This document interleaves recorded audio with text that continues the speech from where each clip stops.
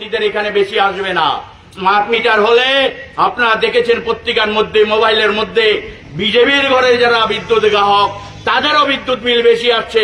এটা শুধু বামপন্থীরা আক্রান্ত তা না, তাই রাজ্যের প্রতিটা নাগরিককে, প্রত্যেকটা বিদ্যুৎ গ্রাহককে এর বিরুদ্ধে প্রতিবাদ করা এবং এটাকে অতি সত্বর বন্ধ করে দেওয়া।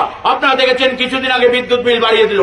আমরা বলেছি এই বর্ধিত বিদ্যুৎ বিল অতি সত্বর প্রত্যাহার করতে হবে, নাহলে এই সরকারের বিরুদ্ধে, এই মন্ত্রীর বিরুদ্ধে, এই দপ্তরের বিরুদ্ধে আমাদের লাগাতার সংগ্রাম জারি থাকবে।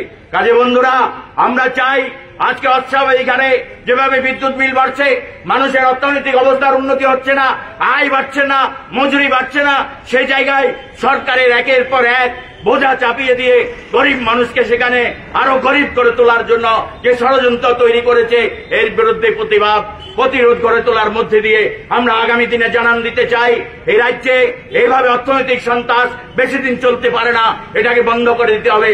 আজকে মানুষ বুঝতে শুরু করেছেন, যারা 2018 সালে মানুষকে বিভ্রান্ত করেছিলেন বিভিন্ন প্রতিশ্রুতি প্রলোভন দিয়ে, আজকে মানুষ বুঝতে শুরু করেছেন। ধীরে ধীরে মানুষ আজকে তাদের কাছ থেকে মুখ সরিয়ে নিচ্ছেন। মিছিল করতে পারে না, মিটিং করতে পারে না, টিএলএম গ্রুপ বা ওই সেলফ হেল্প গ্রুপকে ডেকে এনে এদের মিছিল করতে হয়। তার কারণটা কি? তার কারণ একটাই, কারণ আক্রান্ত শুধু বামপন্থীরা না, আক্রান্ত অর্থনৈতিক ভাবে আক্রান্ত বিজেপির লোক যারা, তারাও আক্রান্ত হচ্ছে।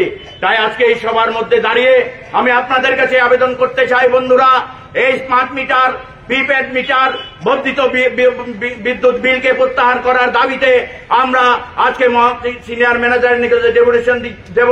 তার মাধ্যমে আমরা সারা রাজ্যের মানুষের কাছে, সারা বিভাগের মানুষের কাছে আমরা জানান দিতে চাই, আসুন বন্ধু, সবাই মিলে এই অর্থনৈতিক সন্ত্রাস গরিব মানুষের উপরে যেটা শুরু হয়েছে সেটাকে প্রতিহত করে আমরা এগিয়ে যাব।